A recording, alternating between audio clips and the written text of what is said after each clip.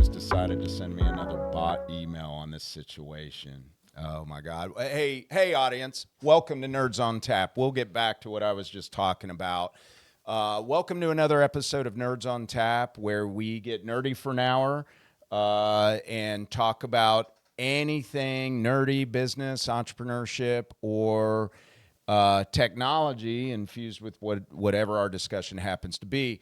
Today, we are getting into a topic that kind of hit home with me and my son this week. Gaming and spending, the parent's dilemma is what we're going to talk about. And today, I've got Sam, the IT guy, on again. Hello. Thanks for coming on again, Sam. Yes, sir. We appreciate you. You redheaded, sexy beast, you. Well, get used to seeing me, friends. Anyway, I was talking about the topic, gaming and spending, the parent's dilemma. We're going to dive in to the investment in virtual currencies in games like Fortnite and Roblox, and how we deal with it as parents, and what can happen that can really kill a kid's spirit. Oh yeah. In playing those games. We'll talk about once we get through virtual currency, we're going to get into the growing popularity in live service games, and then we're going to dive into some existing lawsuits against or some pre-existing lawsuits that have been resolved between Epic Games and companies like Apple and Google, and why. And how does the importance of that tie into our story today? But go ahead. Is it fair to say that what we're going to cover is indeed going to be epic? Oh, it's going to be epic because Very we're going to talk about Epic Games. They've had a lot of trouble over the years, but we'll get into it later. As always, and you know this by coming on our show last time, as always, we got to kick it off with a tasty beverage. Always. Edge, take it away. Ladies and gentlemen, welcome to Nerds on Tap. I'm your host, Tim Shute, and I couldn't be more excited to embark on this nerdy adventure with all of you. So grab your favorite brew, because things are about to get exciting. 3, 2, 1, go! All right, guys, so our first beer that we have today is our Tate's Helles. It's a German-style lager from the brewery Oyster City Brewing Company from Apalachicola, Florida. The brewer's description describes it as a traditional lager utilizing all German malts and hops to produce a malt-accented, lightly hopped, golden, crisp, and crushable experience for the drinker. It's named after the local Tate's Hell State Forest. Fantastic, Edge. I appreciate that wonderful description on this beer. Thank you. Sam, the IT guy, cheers to you, sir. Clinky, clinky. All right, let me know what you think on that. These flights, these little glasses, these are like shot glasses. So it's... Yeah, I reflexively, after we clinked, dropped it, and I was like, wait, we're not doing that? No, we're not going that hard. And it's very hard to not just shoot it. Right? I was mid-gulp before I was like, wait. And this first beer needs to make it through the entire first segment. Oh. So I actually had someone that was shooting these on a prior show. If you remember the show we did with Steve Wilmer, the insurance guy, he had to take a pee break in the middle because he was shooting all the beers. So anyways, awesome. Let's get into the topic at hand. We're going to talk about the introduction of to virtual currency in games. Absolutely. And kind of start there and then make our way into the other segments that we previously talked about. So what sparked this episode kind of hit home with us. I have a 13-year-old son at home, and he loves to play Fortnite with his friends. Now, as opposed to when I was growing up, I'm a Gen Xer, so when I was growing up, yes, I played video games, but the video games had a start and an end. Right. You didn't play with your friends online. The technology obviously was decades later. Oh yeah. Because I'm old. but we would go out and play in the neighborhood with our friends, Right. whatever that might be. The kids nowadays, their way of getting together, because they might live on the opposite side of the town or whatever, or in other towns, which it brings them together through technologies like Discord and Right. other systems like that tie into games, and they can connect on these games, play online. We all know. We've been down this road. Yeah, 100%. This is old news, right? Oh yeah. So let's talk. So this week, Right. specifically, earlier this week, my son walked out in the living room where I was sitting, and I could tell he was upset. Right. Sat him down, listened to his story. He got, quote unquote, permabanned Oh no. from Fortnite for supposedly cheating. Cheating. Yeah. Okay. Yeah. And here's the thing. Now, I always err on the side of being a dad Right. when I have these discussions, and I start the discussion out that way. I go, well, what did you do? Right. First Now- and foremost, let's check that accountability, personal responsibility. What could Exactly. you have done differently? Would that have prevented it? No. Now we can move on to the Yeah. next steps. And here's the thing. So I listened to him. I felt bad for him. Oh, absolutely. And then I tried to figure out why he got banned. So the very first thing I did was I did some research online. I read about these different these cheat codes and cheat software that you Right. can install on your machine to cheat inside these games. Yes. And so I started there. Okay. And I went on his machine. I looked in his event viewer. Right. I looked at different things, apparently maybe VPNs. Right. I've been reading in Reddit that, VPN could be the situation. They don't like, because Epic likes to track your IP. They like to they like to monitor your activity. Apparently it's in their terms of service, Yes. which we'll get into later. Right. And they like, which concerns me, as a parent, that my son is being monitored at a young age, Right. and being in cybersecurity, that topic concerns me. Very quickly, very heavily too. I don't like it. Secondly, so I went through his event viewer. I went in his task manager. I went through his entire machine. There wasn't any cheat software. There wasn't any instance. The only thing that was on his machine, there was an ExpressVPN that loaded by the manufacturer when he bought the machine. So I uninstalled it just as a precaution. I went back in, kept trying the games. The problem is when he would go into the game, it wouldn't give him the option to play it under that account. Okay. So then when he goes into his other account, it'll Play load lights it, up. but it boots him from the game, and it tells him, Oh. yeah. So this was one of those where they didn't just block an account; they blocked him by the MAC address of his device. Yeah. Okay. Nintendo does something extremely similar with That's what it sounds like, but I can't get a straight answer out of Epic. And Right. and we're going to get back to what Epic decided to say and not do and that sort of thing. So this story gets better. So I go, well, Caleb, I heard you online. I listened to you. I can hear you in your room playing with your friends. And, I know how good you are. Now, my son, he plays in these tournaments, and he really gets fired up about these tournaments. There's like 3,000 or 4,000 kids in these tournaments. Oh, hot dog. And in the last couple tournaments, he finished, he was ranked up in the top 15. That's impressive. He's pretty good. Yeah, absolutely. But he doesn't like playing with people that aren't so good. And That's a familiar feeling. So he tends to say things like, "You're not great. You're not good. What are you doing? Come on." And it's almost like he's talking a different language. He's talking so fast, Right. Because he's trying to lift them up to be as good as him, so he can create a team and go in and win these tournaments. Exactly.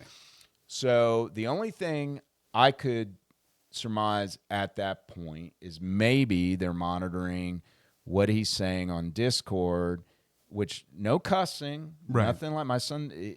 I can hear him in there, no cussing, none of that. Mm-hmm. But maybe a little bit of talking down. So Right. I'll give it that. Right. But here's the deal: that's not what it was. Right. So come to find out, another kid that he had been playing with that apparently got offended by the way Caleb was talking to him Right. on there, decided to report him for cheating. Yeah. And then decided to text him and all his friends that kind of like a badge of honor that he got him booted from Fortnite Mm-hmm. for cheating, even though he wasn't. Yeah.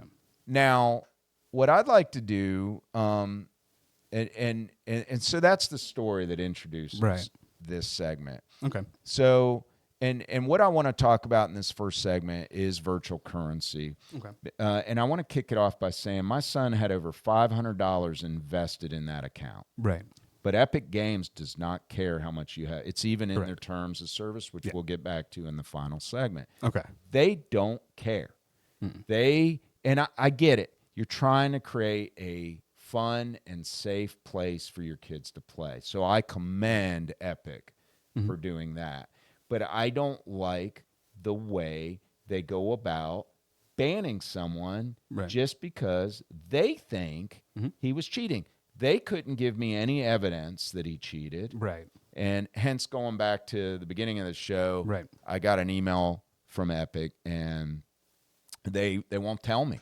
They won't tell me why he got banned. Right. They won't say it was cheating. They just said he's permabanned. Now, are you emailing Epic from his account, posing as him trying to get information, Nope. or I'm emailing them as the parent? Okay. Yeah, and I told Oh, them that's exactly right. who I was. Because it's also, I'm assuming it's also a child account that they have set up. It is. Okay, and it is something that's already tied Very over to your interesting. login. Okay, Very interesting. So it's one of those where there's not any kind of like security features that you have to get around because of it. No, not at all, because it's already linked up. I'm Okay. basically replying to a ticket anyway. So Right. The ticket's linked to an email, which is Yeah. forwarded inside the ticketing system, and it's connected that way.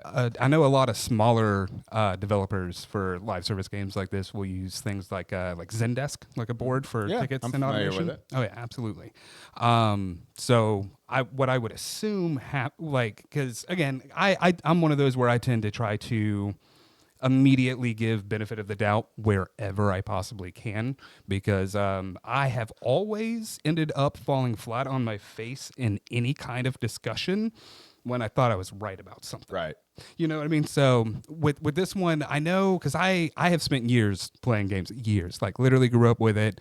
My generation was the one that was kind of the bridge, right? It's kind of the bridge between, Gen X and Gen Z now, I think is the other ones, because we're Gen Y, which I don't know why we went with millennials, because it absolutely fits our generation to be Gen Right. Y. So I like that.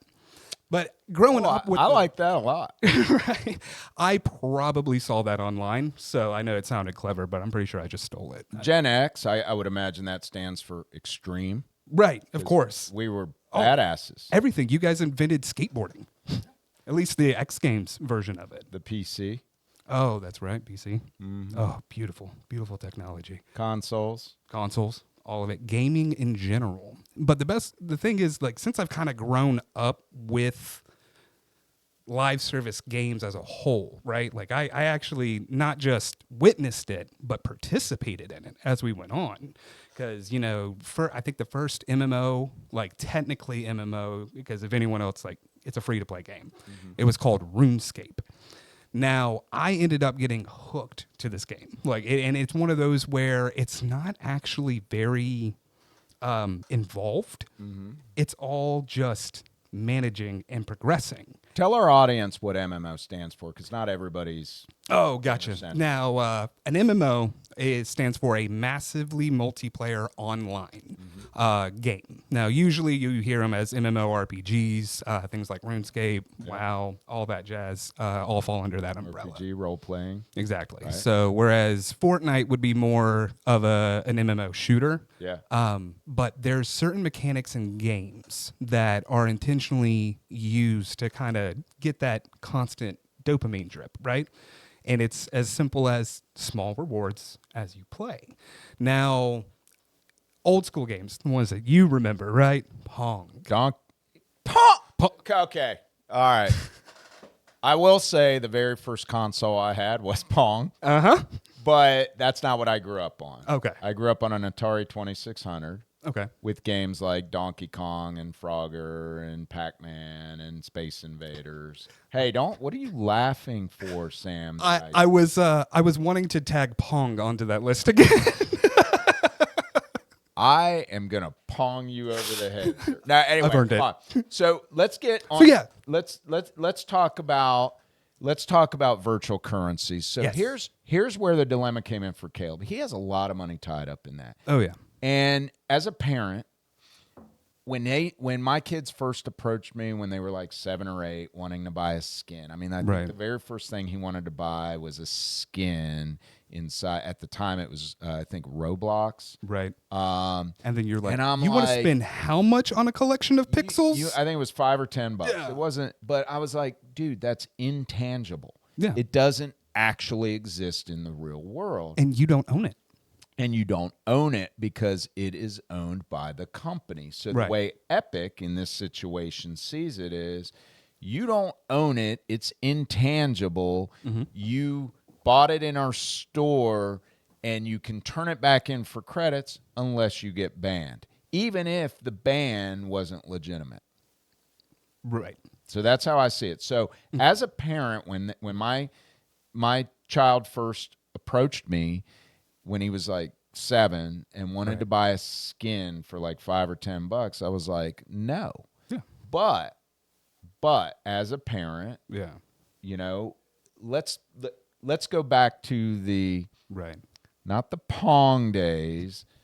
Let's go back To the birth of MMOs.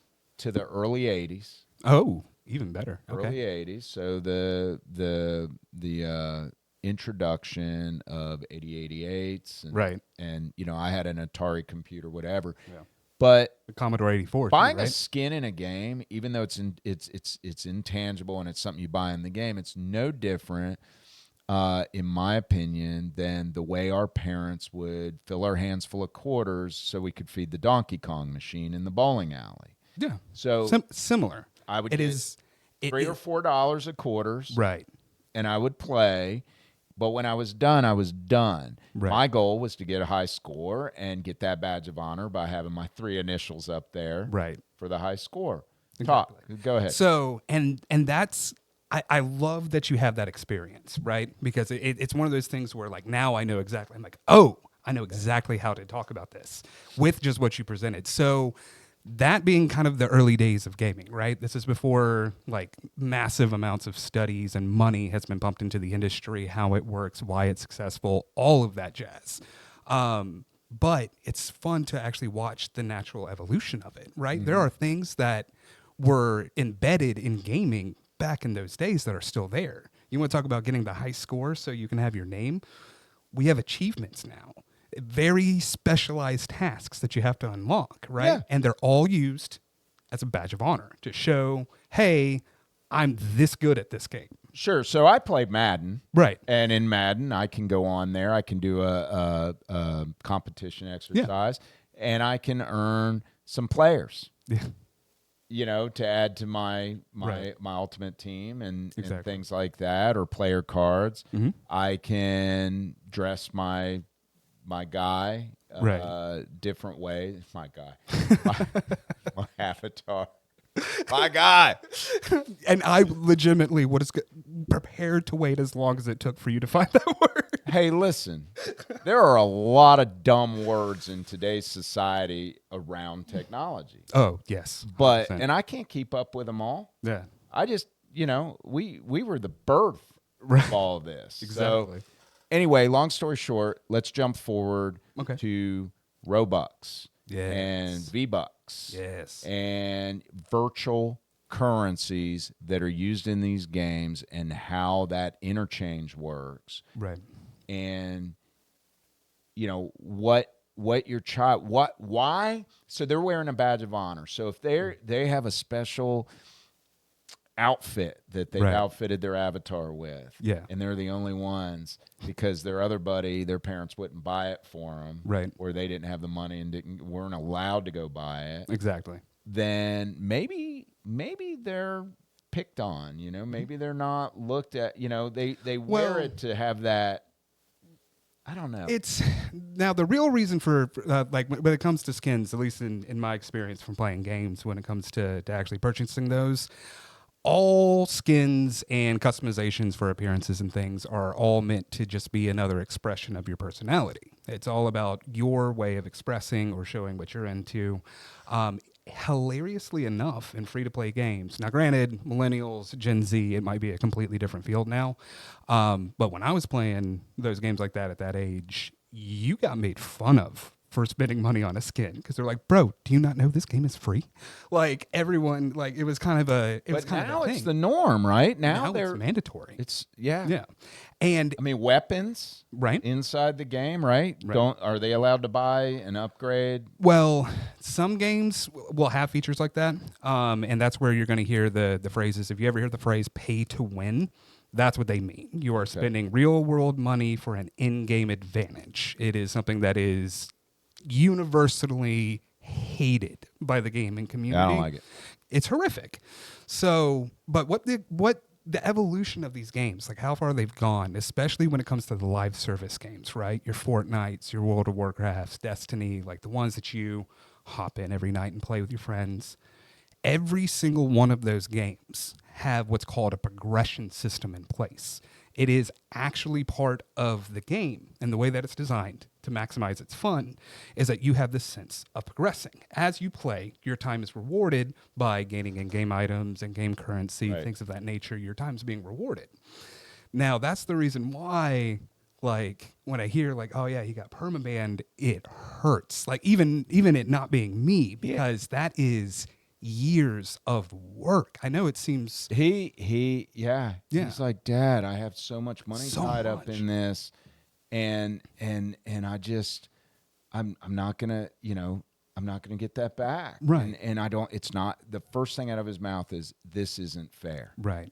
And then when he sent Right. savvy, Yeah. he sent a ticket in to Epic. Right. And this is what I kind of want to get into. Yeah. He got a bot response because it came back within minutes.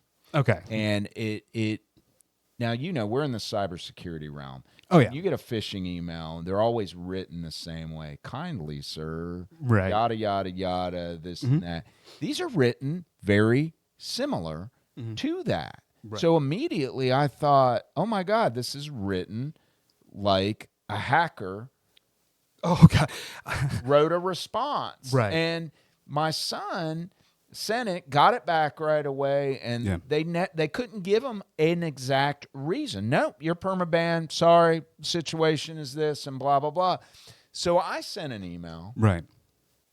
to them. I'm the father, Right. and I care about my kids. Of course. And I don't want to see them upset about anything, Of course. as long as they didn't cause it. Right. Now, I did the due diligence, Right. and it looks like he didn't do anything wrong. Come to Right. find out, that kid reported him. Yeah. I don't, and it was very easy for him to do that. But we're Yeah. going to get into that in segment 2. Okay. I'm out of beer, so Edge, take it away. Let's have another beer. We're going to talk about being banned in games and what you as a parent need to know. All right, guys. So our next beer is the Samuel Adams Old Fizzywig Ale. This is actually what I'm drinking right now. So the Fizzywig Ale is a seasoned beer brewed by Boston Beer Lager, known for its Samuel Adams brand. It's inspired by the character Mr. Fizzywig from Charles Darwin's A Christmas Carol. This beer is typically released during the holiday season and is part of the Samuel Adams Winter Classics Variety Pack.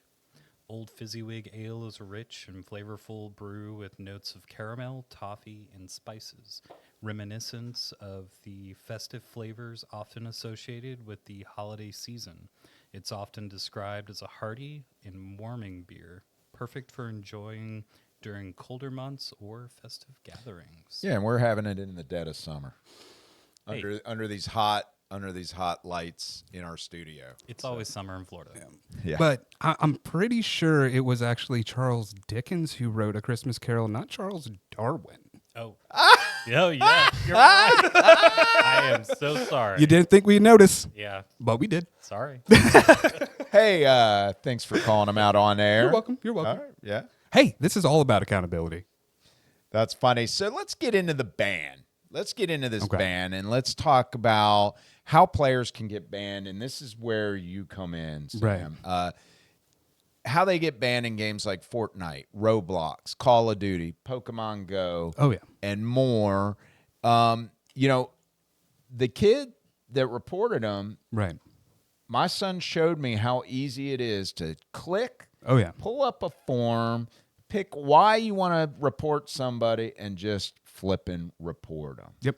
Go. Yes, sir. Now, that, in my experience, that is actually something that games have been doing a much better job of making much more accessible. Because when it comes to all of these games, and this goes for not just the games that you play online that, are up for a certain amount of time, monthly subscription. No, I'm talking like you walk into the store, buy a physical copy of a disc, and go home with it. You have that physical game in your hand. You do not own it. Every single game developer, every single game manufacturer, every single one of them, their terms of service starts with, what was it exactly? It is you, by accepting these terms, you acknowledge that you are not the owner of it, but instead purchasing a license. A for it. license, right? They're licensing it for distribution. Yes, and this is a lesson that you learn very quickly in gaming. I learned this one through Neopets, which is if their game is broken, if you exploit that, you get punished for it. Wow. So it's this weird thing that I hear about, and I hear the same points that same feelings that I felt, the same logical conclusions that I came to when experiencing something like that. Later on in life, a much closer example to this would be when I used to play League of Legends, because that's also a free-to-play game where you can spend money for skins. And it was all cosmetic. It was one of those really good ones, free to play, but not pay to win. And someone would be like, "Oh, you play League of Legends?" Like, "Yeah." They're like, "Why?" I'd be like, "Oh, it's free to play." And they're like, "Oh, how much money did you spend on that?" And you're like, $2,000. But when it comes to things like League of Legends, and really any online game at this point in time, especially one where it allows the players to actually chat with one another, they are usually they're supposed to be heavily moderated, but especially when you get games like World of Warcraft that has millions upon millions of people every day playing, Right. the regular moderation becomes a problem. So typically with these games, that built-in report system that's super easy and quick to do, anytime you go to initialize one of those, as a usual thing that it'll do is take the time that you actually go to put in the report, and they go back to when the incident occurs that you put in your report, and then they look through the logs and they'll make a decision on that. Now, playing League of Legends, and it's the reason why I kind of want to bring this one up, because now, granted, League of Legends, that's going to be Riot Games. It's a completely different company than Epic Games. And even though there are multiple kind of accepted industry standards, they are their own entity and can set their own rules. Right. But in League, I had a friend of mine who is what we call from the internet, we refer to them as trolls. I do believe in younger days, pre-internet, we used to just call people like that difficult. Like, oh yeah, he's just going to bust your balls for fun. Except for dialed up to 11 with the anonymity of the internet. So he's going back and forth with this guy and decides he crossed the line and reports him. He gets that automated response really quickly. And then about 2 days later, he has what's referred to as a soft ban, which is usually what you'll get when it comes to misconduct, right? It's like, hey man, you crossed the line. How long does a soft ban last? Depends on the infraction and the company. 30 days. 30 days, that would be like if you were like extreme. hardcore, like That's like cyberbullying. right, like you were talking smack in general chat, left general chat, and then you jumped into their DMs to be like, yo, let me tell you about yourself. Yeah. So yeah, that's usually they're looking at 30 days for just being annoying or like rude. You usually look about 2 or 3 days. So he should have gotten a 2 to 3 day ban for what he did. If it was one of those where they pulled the logs and realized like, okay, this dude's getting a little. I don't think they actually pulled the logs. I think there's. I think in Reddit. Right. I was in Reddit and I was reading about it, and a lot of users agree, a lot of players agree. Oh, of course. That they're getting back to you right away, which is either a help desk or a bot. Most likely a bot. The way these are written, I can kind of pick up on it. Right. And they're using keyword scans in the dialogue to determine which auto response to send you. Not just which auto response, but when they're scanning the machine, maybe they're looking for keywords. Okay. And shoot, if anybody mentions, hey, cheating or this or that, or you use, maybe that triggers the permaban. It's entirely possible, and it could also be something because it could be also be something as small as like there was a bug in the game that if you do it a certain way, you got a massive advantage that the entire community knows about because everyone jumps on Reddit and it's like, hey guys, if you do X, Y, and Z, you become God in this game. Right. People are going to jump on that immediately. If you want like a really good laugh, like do you enjoy like British humor, like kind of just dry, sarcastic? Of course I do. Okay. And do you also like over the top ridiculousness? Of course I do. Okay. There is a YouTube channel. I don't mean to plug random people, but he is exactly what we're talking about on this one. Okay. He's called the Spiffing Brit, and this is a guy who uses he's very, very British or does a very good accent. Honestly, couldn't tell either way. But he goes into games and he finds things that are wrong with them and then makes video tutorials on how everyone else can start doing it to force the developers to fix it. Yeah. So like it's just one lazy, they drag it out. Right, exactly. He hurries them up. So permaban. So on the temporary bans, harassment, maybe some bullying, offensive language, things like that. Permaban, cheating, extreme bullying, things like that. Yes, violence. Yeah. Well, how can you not be violent in a video game these days? I mean, you can threaten someone's life. Right. Someone genuinely feels, scared. Right.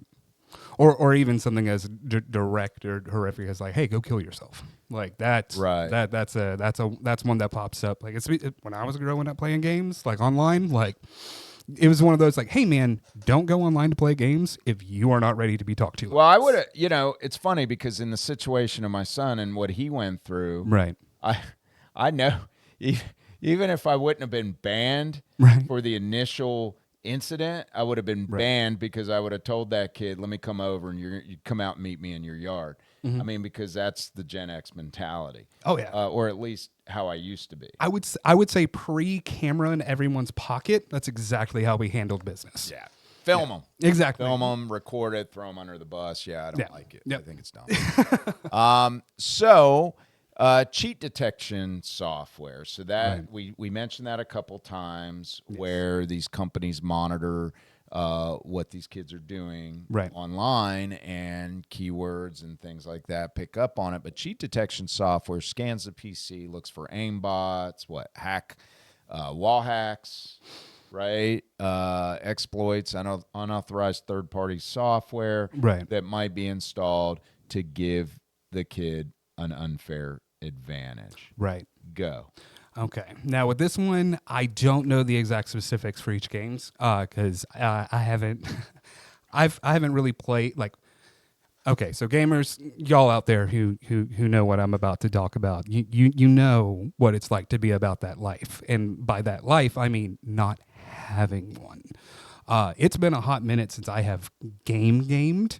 the way children Yeah, these do. kids do, yeah. Yeah, exactly. And they're hardcore. And they are. Now back then, I would look inside and out because you never know where you might get tripped up. Now it's my understanding, which again could be dead wrong, that what they use to quote unquote scan the computer to find cheat detection software, they use this access to like the .NET framework, shared resources upon the OS that multiple programs are accessing. And all that is in their terms. In their terms, it's something that's collected in logs. Wow. To my me, knowledge, because that allows that's them invasive.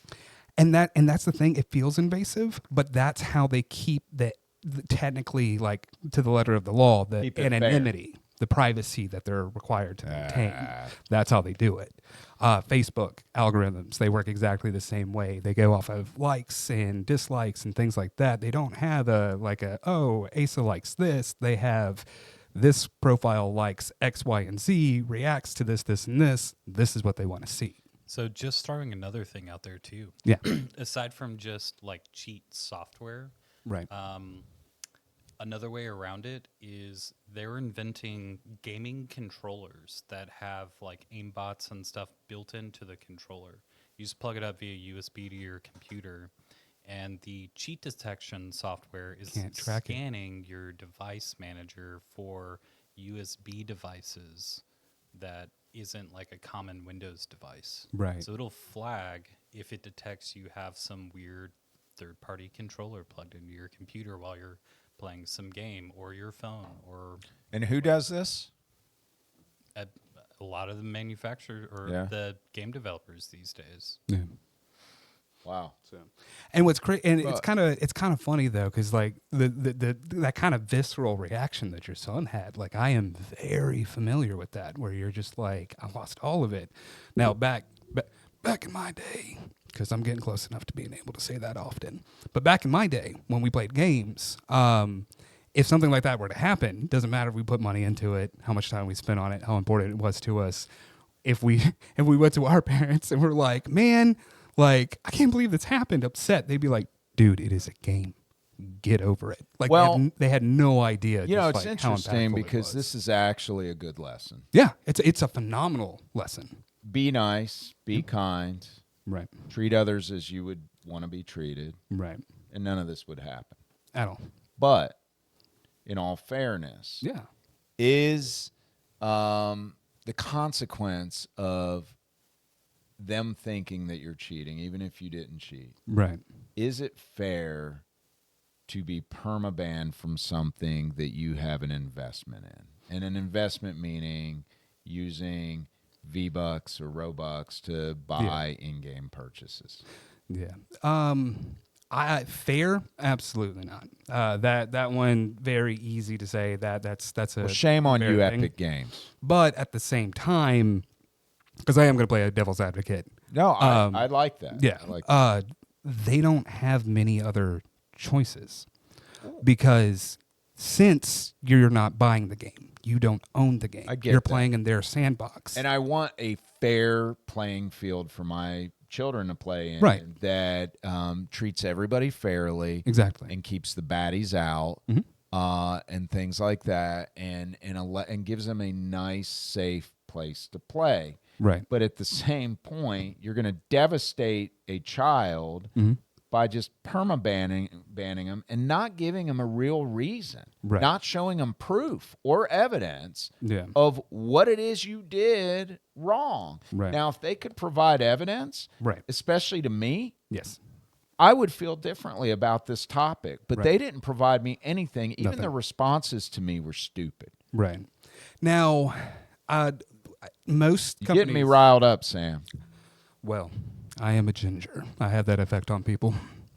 From what I can tell, because again, I'm not familiar with Epic Games' particular terms of service and how they do things, but most of these games, like live online services where they do have bans and they do end up banning you, almost all of them have an appeals process, like a way to appeal the decision. And it is just hoop after a hoop, Well, I and they heard- will get back to you I in heard they like generally 2 won't. weeks. They generally won't. Generally, they won't, because typically something like that gets triggered by an automated system, so they usually have the logs to back it. There's the trigger key. The Yeah. trigger keyword, automation. Automation is great. We use a lot of it Tons. at our company. Oh my goodness, we could not without. But I think when it comes to this kind of stuff, especially when you're dealing with children, Right. I feel like there's an obligation to treat them with fairness by having human oversight and Right. not just relying on automation, because automation isn't perfect. No, it's not.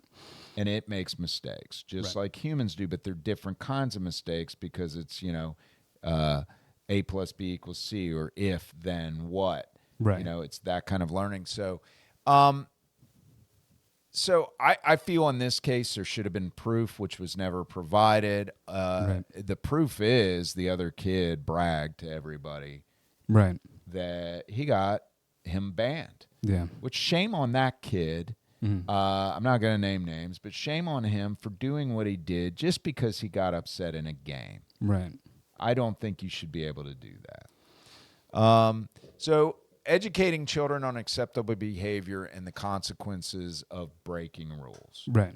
If I had evidence, I would sit my child down and talk to him. Right. I don't have evidence. Yeah. So I'm going to side with the child until I have evidence, because he is innocent until proven guilty, not the other way around. Unless you get into politics, and then it's usually the other way around. That's true. I mean, I think another thing to consider is these companies that have, like Fortnite, Roblox, they have millions of players every single day. Their cheating, detection software and harassment policies are banning hundreds of thousands of people all the time. Yeah.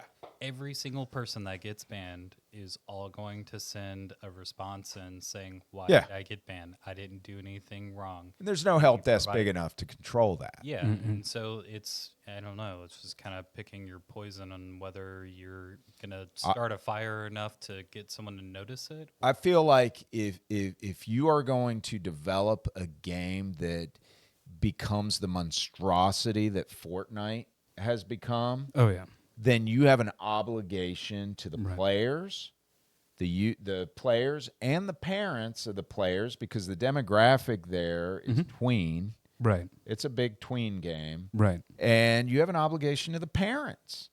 I just don't think it's fair.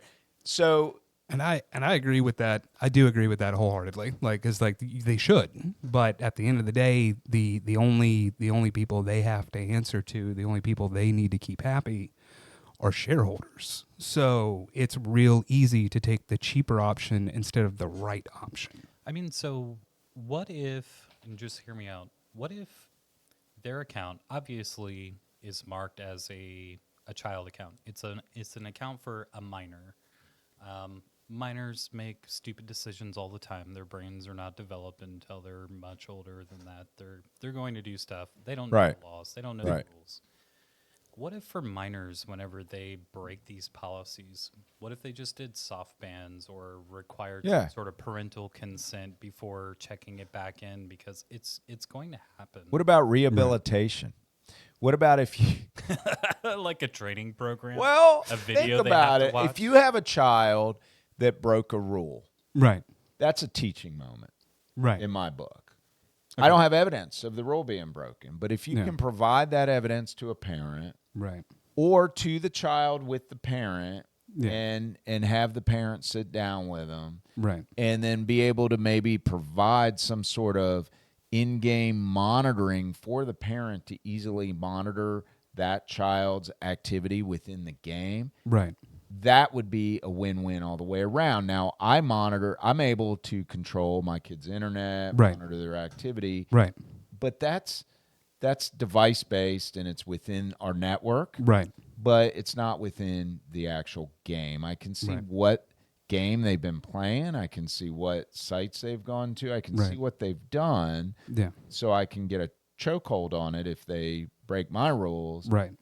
But I can't inside the game. I don't know every little thing they're doing other than what I hear coming out of the room. Right. And that actually leads to spicy devil's advocate portion, right? For the company itself, just the amount of resources that it would take to actually be able to moderate these to what I think we could all agree on would be sufficient levels of moderation, safety, and freedom for the kids to have so they can have that safe place to play. But at the same time, at what point can the company say, this is on the parent, not on us?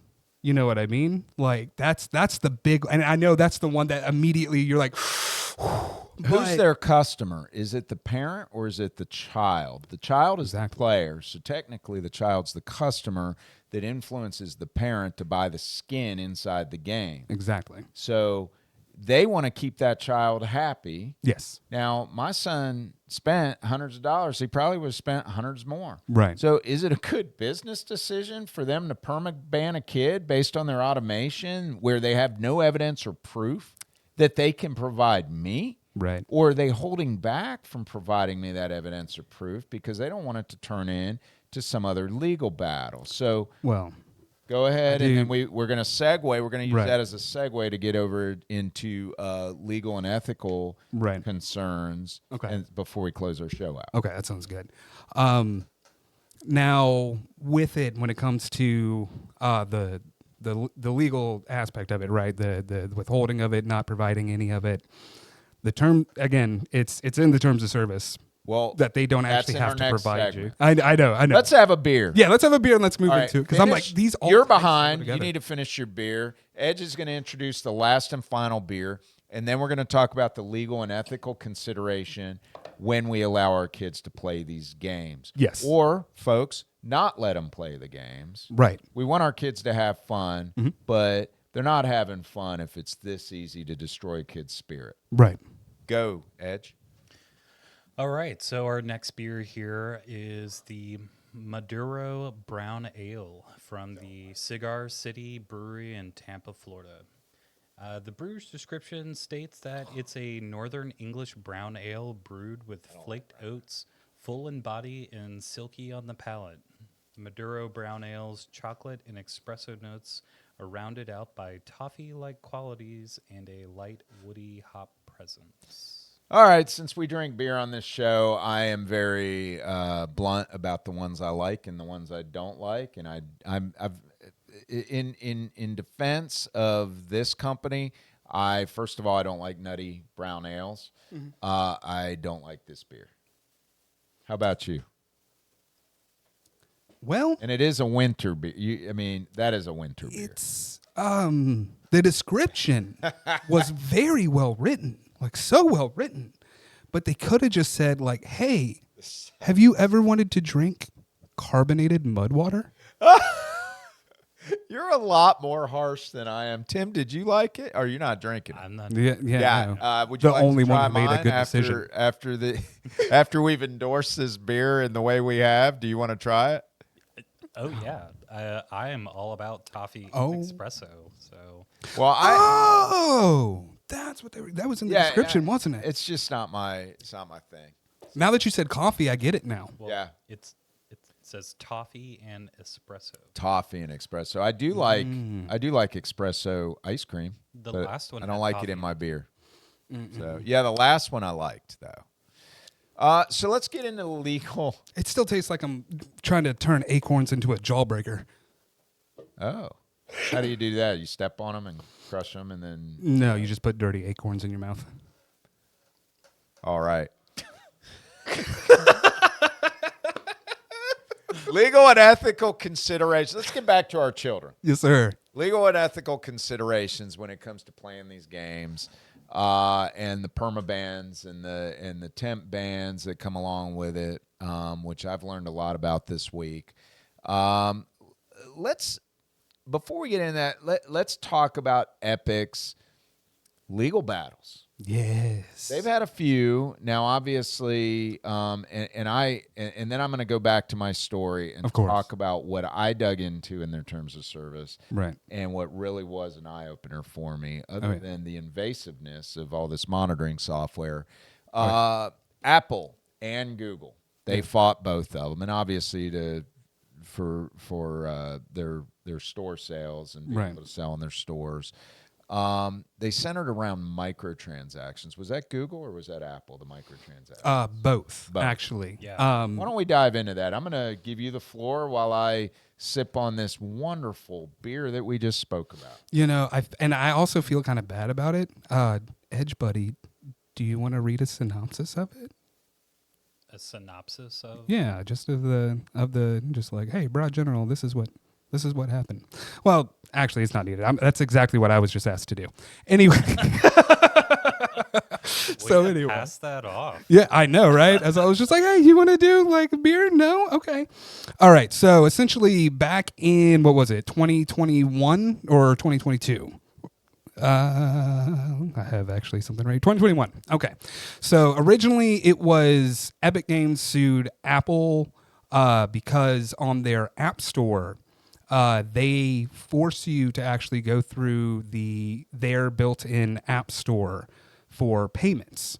So any credit card processing, anything like that, was done by Apple, and they treat in-app purchases like sales commission. So just to be able to have your game in the App Store with in-app purchases, part of the requirement was going through Apple, and you would end up having to pay, any developer would have to pay 30% out to Apple as commission. Now, that's just the commission part. Apple also processes their credit cards for them. Now, credit card processing also takes a percentage of what you purchase. So anytime, like for instance, like if you're at the gas station and you swipe your card at the checkout, the actual gas station ends up having, I think the last time I checked, it was like 3.65% was the basic level, or 365 basis points. And they would take that amount out of each and every transaction. So if you have a $10 check, you'd end up paying 30 cents. And that's fair. But when it comes to the Epic and Apple, if you were to pay $10 for something, Apple would get $3. So you would end up only getting 70%. And since they have their own payment options, they have their own payment provider and their own portals and ways to go through it, Apple was intentionally blocking it to force them to go through the App Store. All about money. All about money. So now Google did the same thing. So what did Fortnite, what did these companies do? Discount? Let me see. Yeah. So they ended up. They promoted something. Yes. Okay. They actually, what caused them to actually file the lawsuit was because they got removed from the App Store, unlisted, kicked out. Because So who sued who? So Epic sued Apple. Epic sued Apple. Right. jump in here real quick. So Thank you for correcting me. essentially what happens is everyone knows iOS has their complete operating system lockdown. If you want to put an app in the App Store for Apple, you have to play by their rules. Any transactions that happens goes through Apple's system, and they take a 30% commission from that. So what Fortnite did, because they want to make the money from it, they want more people buying it, they can sell their V-Bucks and their stuff for 30% cheaper if they went a roundabout way through Apple. What they did is they implemented their own like external link that allows people on mobile devices to follow a link to purchase something outside of the Apple Store. Apple detected that and banned them. However, Fortnite was fully expecting it. Epic Games was fully expecting it, and they did a whole campaign launched around it with hashtag free Fortnite or whatever to get it back on, and then they sued them because they thought, Apple was doing a monopoly or whatever, shouldn't be forcing them to do this. They did the same thing with Google. Now, Google is an Android-based operating system. They don't force people to use the Play Store. It's open source, so there's multiple app stores that you can put your apps into. However, there is a difference with them is they have some different policies. They try to steer people towards using the Google Play Store. Saying, hey, this is what everybody uses. If you want your app to be the #1 app, you got to use the Google Play Store. You can go somewhere else. So they essentially held SEO over their head, like, "Hey, play with us or don't get picked up." Right. Okay. So that was the difference. But essentially, it was Epic Games trying to sue Apple and Google for a monopoly in these kinds of things. Yeah, because essentially, So they lost to Apple. Well, Google lost to Epic. And Epic Apple, lost to Apple. kind of. Apple- There's like 3 points in that lawsuit, and it was it was the one that Apple forces people to go through their app store and doesn't open it up for external links to purchase somewhere else. Yeah. That was the only thing. right? Because with Apple ended up instituting a new policy in good faith, and that was enough to let the judge drop it. Essentially, they changed it to where instead of getting 30% of every transaction that comes through the store, they cut it to 24% 24. for large developers and 12% for small developers. Now, I do not know the criteria for large versus small developer, but that is something I would be interested to look I into. think it's like a $1 million commit Okay. revenue in a year or something like that. Now that to me sounds fair because if your app, your game is pulling in $1 million a year, then but at the same time, because here's the thing, and this is the reason why I'm with Epic on this one, is because you have Apple and Google essentially controlling both the marketing platform and the payments, and they do it under this guise of the ecosystem that they're building out, right? Like Apple is one, I'm sure everyone listening to this knows talking points that Apple has come up with to convince you that the ecosystem that they have built in is in place so everything works better, which is true to a certain extent. But I know it's kind of related to the Epic Games lawsuit because the Epic Games lawsuit kind of got the attention on Apple that they don't want to have.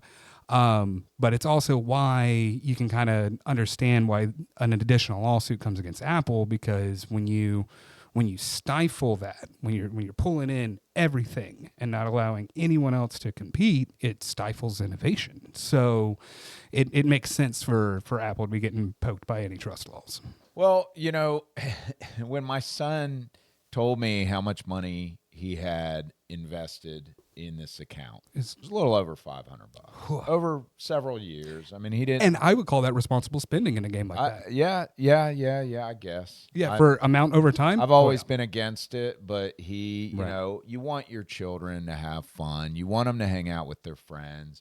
It's like when we used to hang out at the playground or at the ballpark or whatever. Pool hall. Bowling alley. I went to a bowling alley, which had pool tables. That's actually Avalon. But so you want them to have fun. Right. But when he told me how much money over time was invested and that they just permabanned them, and my first thought was, this has class action lawsuit written all over it. Yeah. And then when I went into their terms of service, the very first paragraph in large caps is their protections against, quote unquote, class action lawsuits. Because obviously, I'm not the first person that thought to bring a class action lawsuit against them for the same reason. And I'm going to go as far as to say that before Epic was formed with that clause in their terms of service, because this is something that has been going on in the gaming industry since its inception.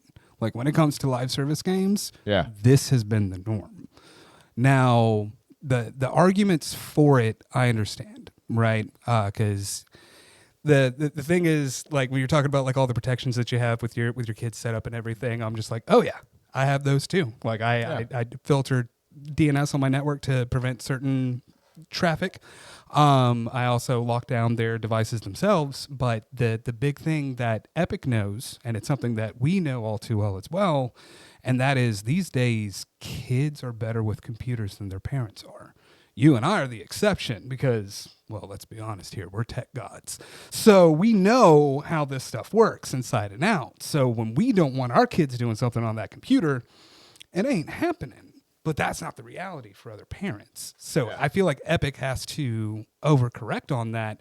But at the same time, like, it is devastating to have years of work ripped out of you with a permaban and not even having an avenue to be heard out. Yeah, I like that they have a safe haven Yeah. for kids to play in. Right. Well, as safe as the internet. can You be. know, and these microtransactions and these Right. things they're doing. I mean, I get it. It's recurring revenue. It's a way for a company to be more sustainable. Yeah. There's more of a growth trajectory for companies with recurring monthly or annual revenue. Right.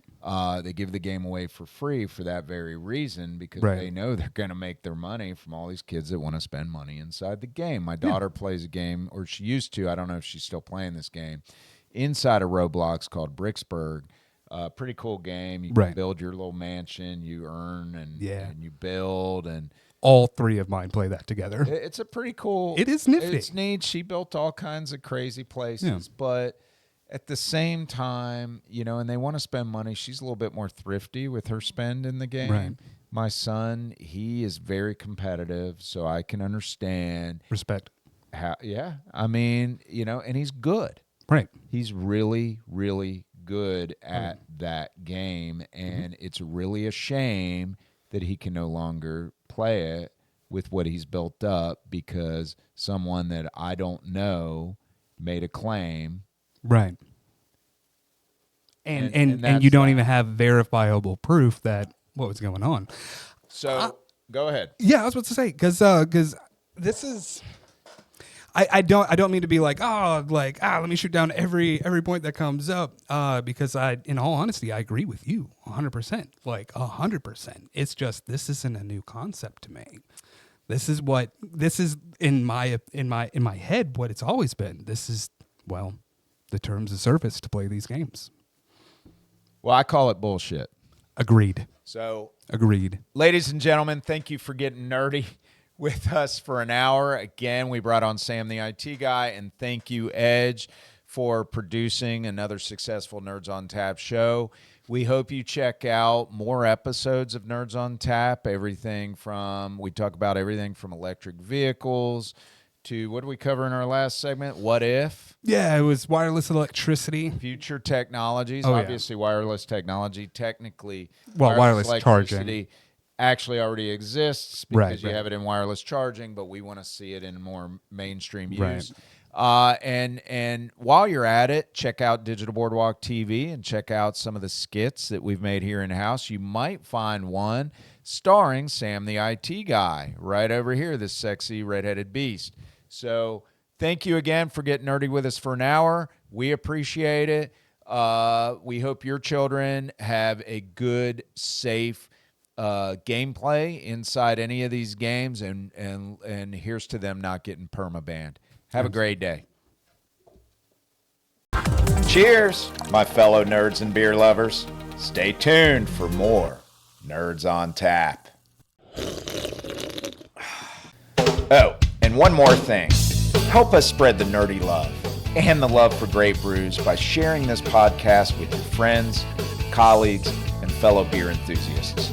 Let's build a community that embraces curiosity, innovation, and the enjoyment of a cold one.